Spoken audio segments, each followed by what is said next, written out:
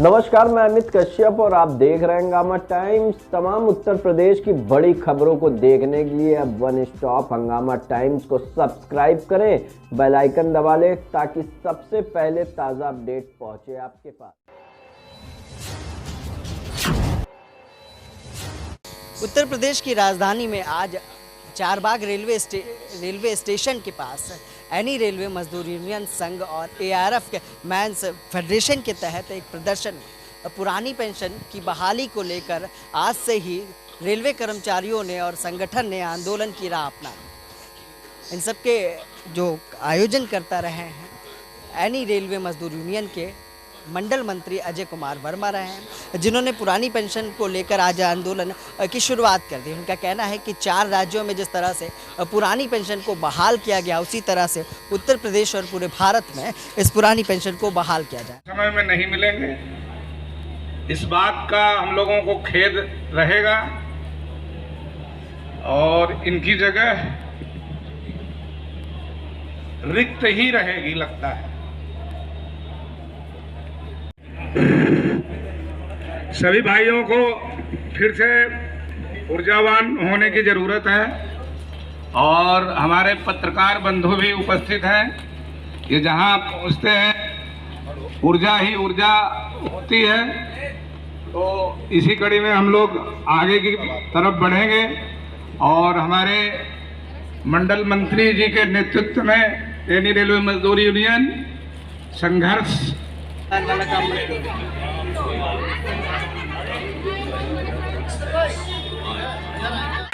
जिंदाबाद जिंदाबाद जिंदाबाद जिंदाबाद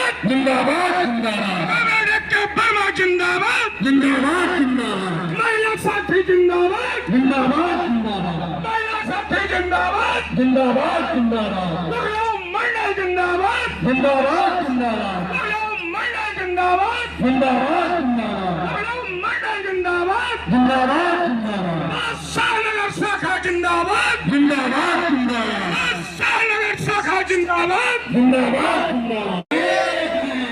वित्त मंत्री होश में आ, होश में आ, होश में आ। वित्त मंत्री होश में आ, होश में आ, होश में आ। मजदूरों से मत टकराओ, मत टकराओ।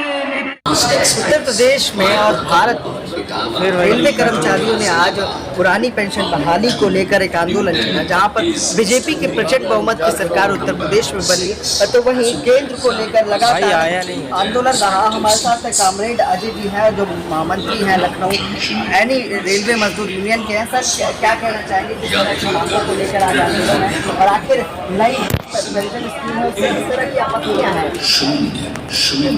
अभी जो All India Railway Men's Federation के महामंत्री कॉमरेड श्री गोपाल मिश्रा जी ने देशव्यापी ये आंदोलन करने का काम किया है और निश्चित रूप से सारे शाखा मंत्री और डिवीजन हर लोग अपने अपने ब्रांच पर इसका विरोध कर रहे हैं और न्यू पेंशन स्कीम को हम लोग बिल्कुल एक्सेप्ट नहीं करना चाहते हैं। हम ओल्ड पेंशन स्कीम में ही रहना चाहते हैं।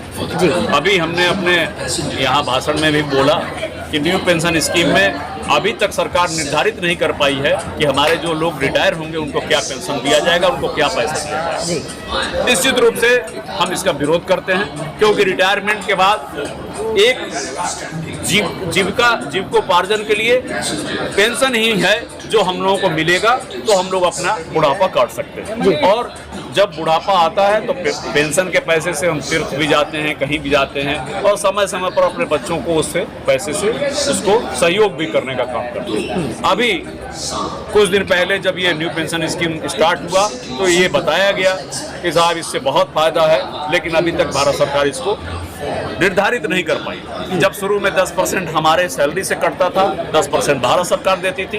ये दोनों पैसे एकत्रित होकर NSDL कंपनी को चला जाता था। NSDL उसको शेयर बाजार में डाल के उससे पैसा कमाने का काम करती है, जो आज भी करती है।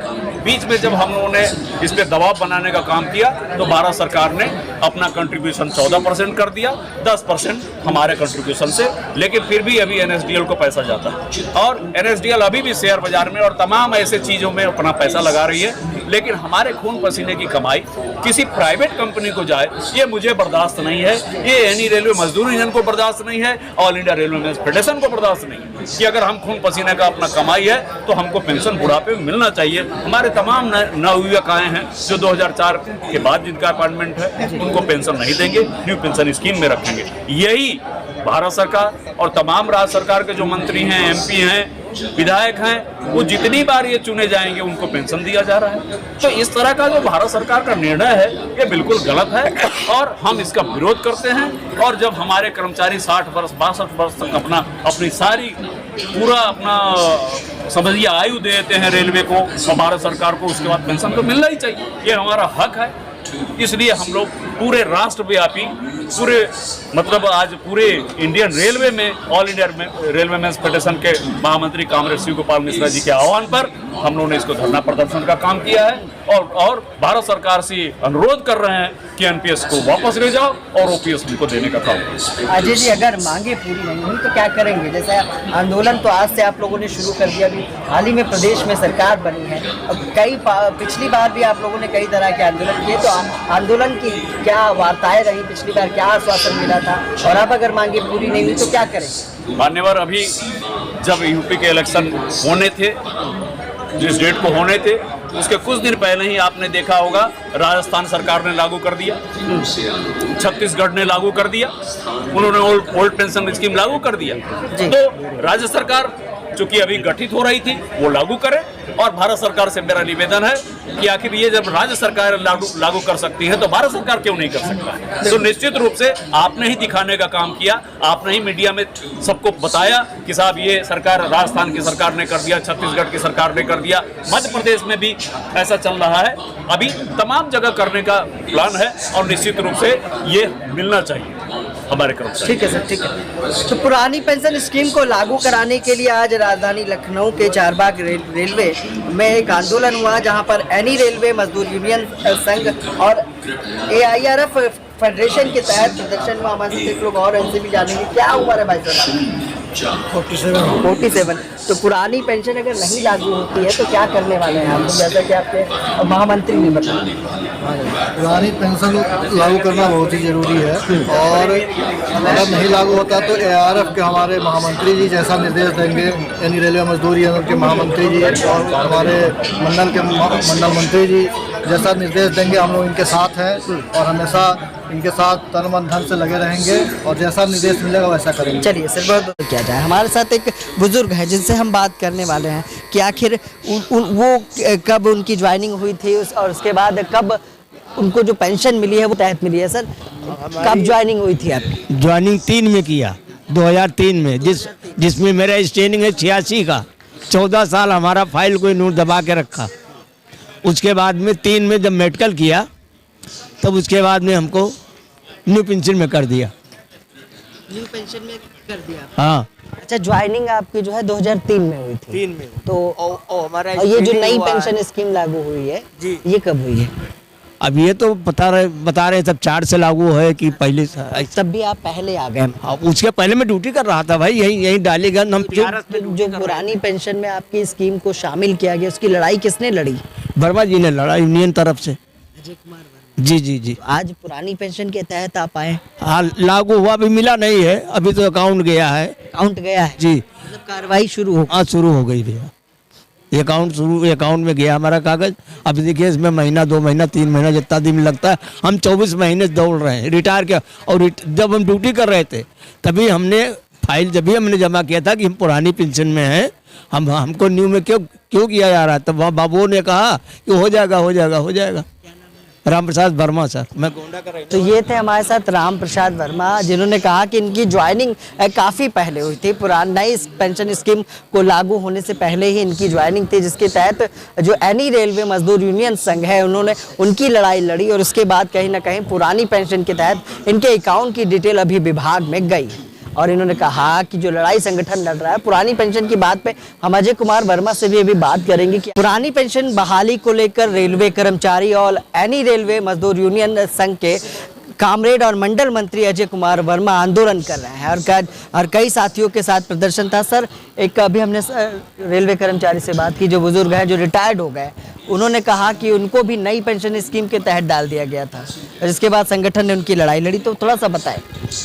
उस संदर्भ में जब हम लोगों ने All India Railway Men's Federation ने प्रेशर बनाने का काम किया कि जैसे पहले क्या होता था कि कैजुअल लेबर में लोगों को रखा जाता था, बाद में उनका स्क्रीनिंग होता था, स्क्रीनिंग मेडिकल होता था, मेडिकल के बाद उनकी पोस्टिंग हो जाती थी।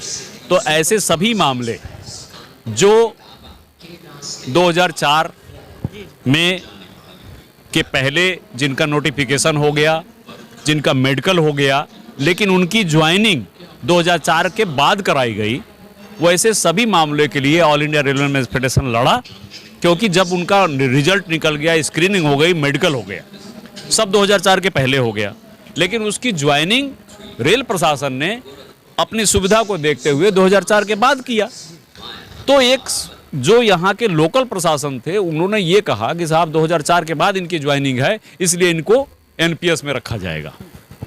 लेकिन चूंकि All India Railway Men's Federation ने बोर्ड में निर्णय कराया और तमाम धरना प्रदर्शन हुए, तो ये उसमें कहा गया कि साहब जिनकी 2004 से पहले मेडिकल हो गया, स्क्रीनिंग हो गया और ज्वाइनिंग आपने बाद में कराया, तो उसमें कर्मचारी का दोष नहीं है, वो 2004 के पहले तो फिट था। तो उनको फिर प्रशासन ने सबको ओल्ड पेंशन स्कीम में रखने का काम किया। सर, आज आंदोलन कर रहे हैं पुरानी पेंशन को लेकर, और 4 राज्यों ने कहीं ना कहीं पुरानी पेंशन को लागू किया। तो आप आंदोलन की जो राह अपना रहे हैं, अगर मांगे पूरी नहीं हुई तो क्या करने वाले हैं?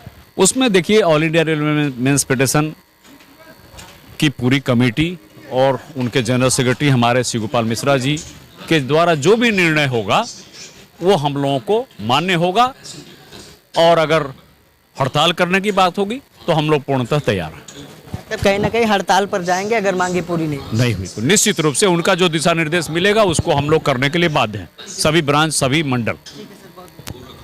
तो ये थे हमारे साथ मंडल मंत्री अजय कुमार वर्मा और एक पेंशनर, जिन्होंने बताया कि किस तरह की लापरवाही रही और जिसके बाद कहीं ना कहीं संगठन ने उनकी लड़ाई आज राजधानी लखनऊ के रेलवे स्टेशन चारबाग है, वहाँ पर इनका प्रदर्शन था, जहाँ यानी रेलवे मजदूर यूनियन ने और AIRF जो फेडरेशन है उन्होंने आंदोलन किया कि पुरानी पेंशन बहाली की जाए। अगर नहीं की जाती है तो रेलवे कर्मचारी पूरे भारत में आंदोलन पर जाएंगे और हड़ताल करेंगे। सहयोगी भरत के साथ मैं विक्रम, लखनऊ।